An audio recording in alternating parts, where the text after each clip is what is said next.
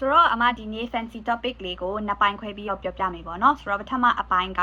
ဒီလိုမျိုး nature မှာတွေ့တဲ့အပိုင်းရယ်ဒုတိယပိုင်းကဒီ scientists တွေက nature မှာတွေ့တဲ့ဟာကိုtake advantages ပေါ့နော်ဒီနေရာမှာ take advantages ကို positively တွေ့ပေးပါနော်ဘာကြောင့်လဲဆိုတော့ဒါအမတို့ကအမြဲတမ်း nature မှာတွေ့တဲ့ဟာကိုဘယ်လိုမျိုး apply ပြန်လုပ်ရမလဲဆိုတဲ့ဟာကိုပဲတွေးနေတဲ့လူတွေဆိုတော့လေအဲ့တော့ဒီရဲ့ရှာဖွေတွေးရှိမှုကဒါအမတို့Nobel ဆုပါရခဲ့တာပေါ့နော်အဲ့တော့ဒီအကြောင်းအရာလေးကိုအမဒီနေ့အကြံပြနေပြောပြပေးသွားမယ်ပေါ့နော်โอเคအဲ့တော့အမတို့ဒီဟာကိုနားလည်ဖို့အတွက်ဆိုလို့ရှိရင်အမနည်းနည်းလေးအကောင့်ကြီးကြီးကနေစပြီးတော့ကြည့်မယ်ပေါ့နော်ဒါအမတို့နဲ့ယဉ်နီးပြီးသားဖြစ်တဲ့ဒီလူတွေပေါ့နော် Homo sapien နေမှာဆိုလို့ရှိရင်ဒီ infection ဝင်ပြီဆိုလို့ရှိရင်ဒါအမတို့ဒီ infection ကိုတိုက်ထုတ်ပေးနိုင်တဲ့ immune system တစ်ခုရှိတယ် innate နဲ့ adaptive immune system ရှိရပေါ့နော်အဲ့တော့ adaptive က immune ထက်စာလို့ရှိရင်ပို့ပြီးတော့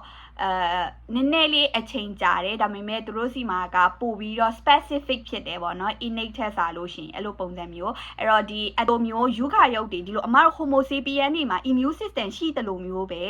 အမတို့ရဲ့ပရုခရုပ်တွေနည်းနည်းလေးပို့ပြီးတော့ရှေးကြတဲ့အကောင်တွေဥပမာ bacteria တို့ archaea တို့မှာဆိုလို့ရှိရင်လည်းအဲ့လိုမျိုးပဲ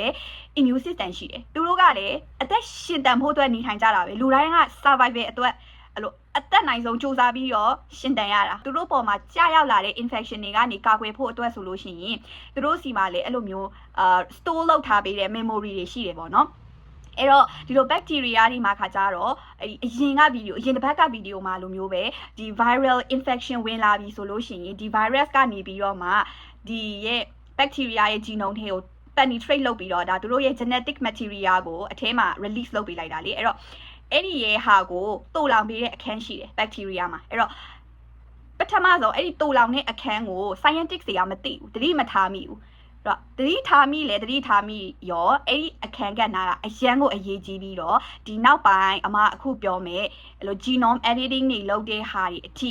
အသုံးချနိုင်တဲ့ technique တစ်ခုဖြစ်လာတာဒီအပိုင်းကခုနအမပြောတဲ့ဟာပဲဒါကိုပြန်ပြီးတော့ summarize လုပ်ပေးမယ်။ဘာလဲဆိုလို့ရှိရင်အရင်ဆုံး virus က bacteria infection ဝင်ပြီဆိုရင်သူ့ရဲ့ genetic material ကို bacteria genome ထဲမှာတိုးလောင်ထားတယ်။အဲ့တော့ဒီဟာကိုအမတို့ကဒီ spacer လို့ခေါ်တယ်ပေါ့နော်။ဒါခုနအမတို့ပြောသလိုမျိုးပဲဒီရဲ့တိုးလောင်ထားတဲ့အခန်းကို1987အထိကိုဒါသူတို့ကဒီရဲ့အခန်းကအရန်ကိုအရေးပါတဲ့အခန်းကဏ္ဍဖြစ်လာပြီဆိုတာကိုသတိမထားမိသေးပဲနဲ့သူတို့ကဘာကြောင့်မို့လို့ပေါ့နော်ဒီ bacteria ရဲ့ genome မှာဒီလိုမျိုးကြီးထူးဆန်းတဲ့ဟာကြီးအခန်းရှိနေရလဲပေါ့နော် like repeat spacer ဆိုပြီးတော့အဲ့လိုမျိုးရှိနေရတယ်ဆိုပြီးတော့ပဲဒါသူတို့ကသိချင်တဲ့စိတ်နဲ့ study လုပ်လိုက်တာအဲ့ဒီ study လုပ်လိုက်တဲ့ဟာပဲဒါအခုအမနောက်ပိုင်းလူတွေအတွက်အရန်ကိုအကျိုးပြုတဲ့ဟာတွေဖြစ်လာတာပေါ့နော်အဲ့တော့ပြန်ပြီးတော့ရှင်းပြမယ်ဆိုရင်ဒီရဲ့ spacer ကဒီနေရာမှာ store လုပ်ထားပြီးသွားပြီအဲ့တော့ bacteria ကသူ့စီမှာ memory ရှိသွားပြီအဲ့တော့တူညီတဲ့ virus ကပြန်ပြီးတော့ attack လုပ်လာပြီဆိုလို့ရှိရင်ဒီတစ်ဆင့်ကိုရောက်သွားပြီเนาะဒီတစ်ဆင့်ကိုရောက်တဲ့ virus ကသူ့ရဲ့ဒီ phage DNA ကိုဒီရဲ့ bacteria genome ကို release လုပ်လိုက်ပါ okay เนาะအဲ့တော့ release လုပ်လိုက်ပြီဆိုလို့ရှိရင်ဒီရဲ့ virus ကမသိဘူးလေအရင်တုန်းကသူကinfect လုပ်ဘူးလားမလုပ်ဘူးလားဆိုတာတော့မသိဘူးသိတာ bacteria အဲ့တော့ bacteria ကသူ့စီမှာကခုနကဒီ spacer လေးကိုဘာလုပ်ထားပြီးသားလဲဆိုလို့ရှိရင်ဒီရဲ့ CRISPR RNA အနေနဲ့ transcribe လုပ်ထားပြီးသားအဲ့တော့အဲ့ဒီ transcribe လုပ်ထားတဲ့ဟာလေးကဘာနဲ့ပေါင်းမလဲဆိုလို့ရှိရင် Cas9 ဆိုတဲ့ဟာနဲ့ပေါင်းပြီပေါ့နော်အဲ့ဒီ Cas9 ဆိုတာဘာလဲဆိုတော့အမားတို့ကဒီ molecular Caesar လို့ခေါ်တယ်ပေါ့နော်အမားတို့ရဲ့ဒီ science word မှာဆိုရင် molecular Caesar ဆိုတာကနားလည်ရမလားကက်ကြီးလေးအဲ့တော့ဒီကောင်လေးကဘာလုပ်ပေးလဲဆိုတော့ကက်ကြီးအနေနဲ့လုပ်ပေးတာအဲ့ဒီဟာကဒီဟာကိုဘယ်သူကခေါ်ရမလဲဆိုတော့ဒီ CRISPR RNA ကခေါ်ရမှာအဲ့တော့ငါ့ကိုကူညီပေးအောင်ငါနဲ့တပုံစံနဲ့ထက်တူညီတဲ့ဟာကငါရဲ့ genome ထဲကိုရောက်လာပြီငါ့ကို infect လာလုပ်နေပြီဆိုပြီးတော့သူကသူ့ကိုသွားပြီးတော့အကူအညီတောင်းတာโอเคเนาะအဲ့တော့ကူညီတောင်းပြီးတော့ဒီကောင်ကသူ့ကိုခေါ်သွားမှာဒီခေါ်ရတာဆိုတော့ဒီဟာအမားတို့နောက်ပိုင်းနေ guide RNA လို့ခေါ်တာโอเคเนาะ guide RNA သူ့ guide လုပ်ပေးပြီးတော့ဘယ်ကိုခေါ်သွားမှာလဲဆိုတော့ဒီရဲ့ phage DNA ထဲကိုခေါ်သွားမှာခေါ်လာပြီးလို့ရှိရင်ဒီအဆင့်ကိုဖြစ်သွားပြီပေါ့เนาะခေါ်လာပြီးလို့ရှိရင်ဒီခုနကရှိပြီးသား memory က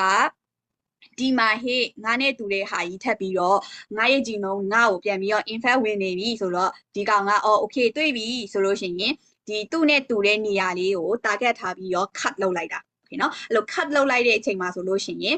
ဒီဟာကြီးကဘာလို့လဲဆိုလို့ရှိရင်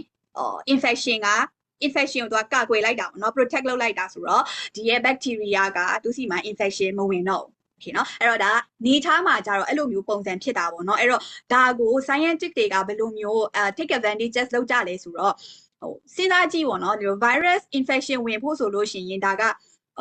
အကြောင်းအရာတွေ factor တွေအများကြီးပေါ်မှာမူတည်ရဲ့temperature ကြောင့်လားပေါ့เนาะpH level ကြောင့်လားဒီအစားအသောက်ကြောင့်လားအများကြီးရှိတယ်ကွာအဲ့တော့အဲ့ဒီမျိုး virus infection တခုဝင်လာပြီးတော့ဟိုဟာလုံးဒီရှိပြီးသားဟာကဟိုနော်ရှိပြီးသားဟာကဒါကို cast နိုင်ကိုတွားခေါ်ပြီးတော့ cut လောက်တာကိုစောင့်ကြည့်နေမယ်အစားငါတို့နည်းနည်းလေး fancy ဖြစ်တဲ့ဟာလေးလုံးလို့မရဘူးလားဆိုပြီးတော့တို့ကတွေးရအဲ့တော့တို့ရဲ့အတွေးရဘယ်လိုလဲဆိုတော့ငါတို့ကိုပိုင် spacer လေးလောက်ကြည့်ရင်ကောဆိုတဲ့ပုံစံမျိုးနဲ့ပေါ့နော်အဲ့တော့တို့ကဘယ်လိုမျိုးစဉ်းစားလဲဆိုလို့ရှိရင်တို့စီမှာပေါ့နော်ဒီဥပမာဆိုဒီ bacteria ထဲမှာ gene တစ်ခုရှိတယ် gene A ရှိတယ်အဲ့ဒီရဲ့ gene A ကဒီရဲ့ bacteria ရဲ့ growth rate ကိုကျစေတာ okay เนาะအဲ့တော့အဲ့ဒီ gene ကိုဖြတ်လိုက်လို့ရှိရင်ဒီ bacteria ကကောင်းကောင်းကြီးကိုမျိုးပွားနိုင်တယ်ဆိုတဲ့ပုံစံမျိုးပေါ့เนาะဒါဥပမာပဲပေးရเนาะအဲ့တော့ဒီဟာကိုဖြတ်ချင်တယ်ဆိုလို့ရှိရင်ဒီ nature မှာဖြစ်တဲ့ဟာကိုတို့ကစဉ်းစားကြည့်တာအဲ့တော့ငါတို့ဒီ CRRNA ကိုတီထွင်လို့မရဘူးလားဆိုတဲ့ပုံစံမျိုးအနေနဲ့ဒါစဉ်းစားကြည့်လားစဉ်းစားလိုက်တာเนาะစဉ်းစားလိုက်တဲ့အချိန်မှာသူတို့နောက်ပိုင်းကြလို့ရှိရင်အဲ့လိုမျိုး technology ထက်စားလို့ရှိရင်အရှင်းဆုံးပြောမယ်ဆိုရင်ဟိုးရင်တော့ကလေဒီ gene ကိုတည်ဆောင်ပေးတဲ့ vector ဆိုတဲ့ video မမိမလားတော့မသိဘူးเนาะအဲ့ဒီနေရာမှာဆိုရင်ဒါသူတို့ကဘယ်လိုမျိုးစောက်တာလဲဆိုတော့ဒီလို CRISPR array ကိုစောက်တာ CRISPR array ကိုကိုယ်တိုင်စောက်တာအဲ့တော့ဒီနေရာမှာ repeat sequence ရှိမယ်ဒီ spacer ကိုကြတော့ဘာနဲ့တူညီတဲ့ spacer လုပ်လဲဆိုတော့သူတို့ဖြတ်ချင်တဲ့ gene E နဲ့တူတဲ့ spacer ကိုသူတို့ကစောက်တာအဲ့ဒီ spacer ကလည်းဒါရွေးတက်ရတယ်ပေါ့နော်ဒါကိုနောက်ပိုင်းမှာပြောပြမယ်နော်ဘယ်လိုရွေးလဲဆိုတော့အဲ့လို experiment တွေလုပ်တဲ့ဟာနောက်မှပြောပြမယ်အခုကကြတော့ဘယ်လိုပြောမလဲအရင်ဆုံး knowledge ကိုရအောင်လို့ပြောပြတာဆိုတော့လေအဲ့တော့ဒီဟာကိုသူတို့ကဒီမှာစောက်လိုက်တယ်ပေါ့နော်စောက်လိုက်တယ်အဲ့တော့ဒီရဲ့အခန်းကဏ္ဍရောဆိုတဲ့ဟာကနောက်ကြလို့ရှိရင်လေရှင်းပြမယ်အဲ့တော့လောလောဆယ်ကအမတို့ဖြတ်ချင်တဲ့ gene က gene A ပဲဆိုတော့ဒီ gene A ကိုဖြတ်ဖို့ guide RNA ကိုအမတို့ကဒီထဲမှာထည့်မှာအဲ့တော့ဒီ S2 မှာဆိုလို့ရှိရင် gene B ဒါမှမဟုတ်ရင် gene တွေအများကြီးဖြတ်ချင်နေဆိုရင်ဒါနောက်ပိုင်းကြလို့ရှိရင်ဒါထည့်လို့ရတဲ့ဟာလေးဖြစ်လာနိုင်ပြီပေါ့နော်လောလောဆယ်ကအမတို့အဲ့လိုမျိုး multi gene knock out ကိုမလုပ်ခင်မှာတစ်ခုတည်းကိုပဲအရင်ဖြတ်ကြည့်အောင်အဲ့တော့တစ်ခုတည်းကိုပဲအာရုံစိုက်ကြည့်အောင်ပေါ့နော်အဲ့တော့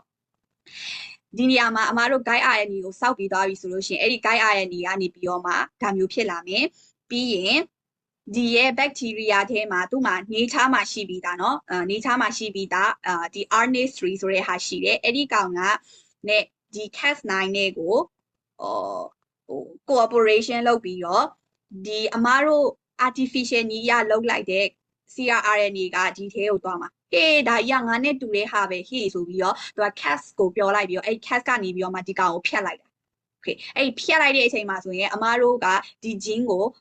ဖြတ်လိုက်ပြီဒါ knock out ဖြစ်သွားပြီ delete လုပ်လိုက်ပြီအဲ့တော့အဲ့ဒီ gene ကမရှိတော့ဘူးဆိုရင်အမတို့ရဲ့ဒီလိုချင်တဲ့ go bacteria ကိုများလိုချင်တဲ့ go က